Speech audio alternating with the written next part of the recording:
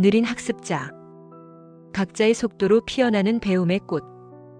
우리는 모두 각기 다른 속도와 방식으로 세상을 배우고 성장합니다. 어떤 이는 마치 스펀지처럼 정보를 빠르게 흡수하고 또 어떤 이는 한 걸음 한 걸음 신중하게 나아가며 깊이를 더해갑니다. 여기서 우리가 주목하고자 하는 이들은 바로 느린 학습자입니다.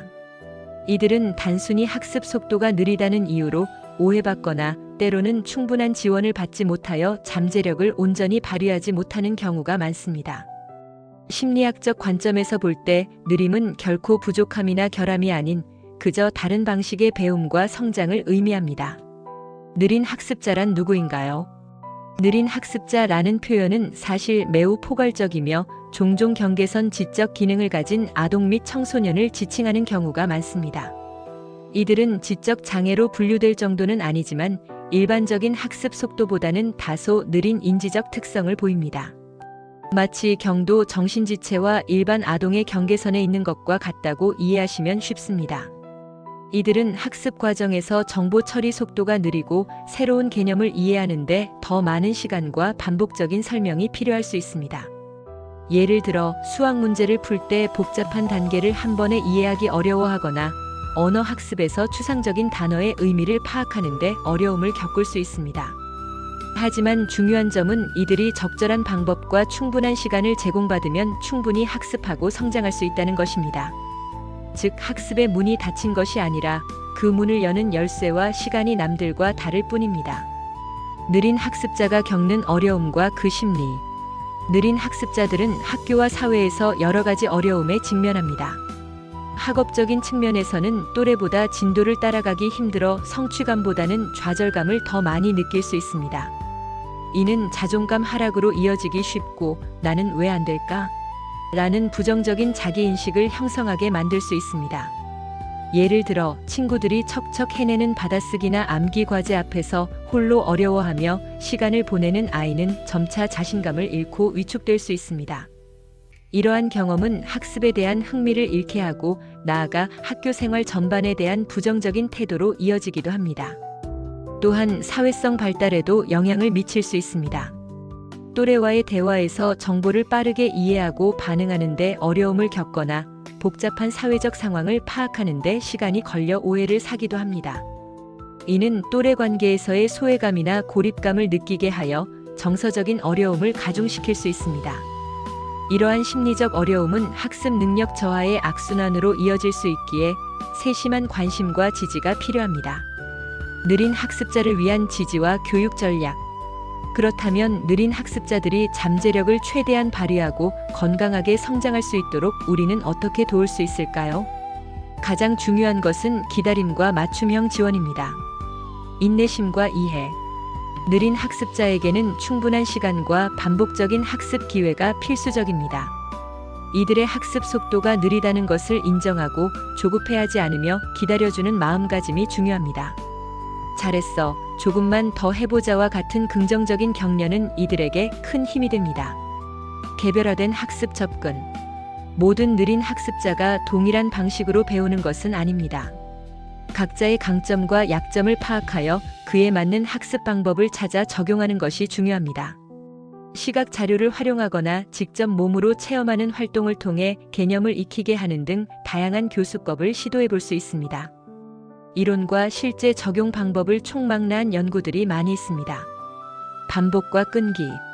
느린 학습자는 낮은 인지 능력으로 인해 학습 속도가 느리지만 반복과 끈기를 통해 학습 성과를 향상시킬 수 있습니다. 한 번에 많은 것을 가르치려 하기보다는 작은 단위로 나누어 반복적으로 연습하게 하고 완전히 이해할 때까지 충분한 시간을 제공해야 합니다. 성공 경험 제공 및 자존감 향상. 작은 성공이라도 꾸준히 경험하게 하여 나도 할 수 있다는 긍정적인 자기 효능감을 심어주는 것이 중요합니다.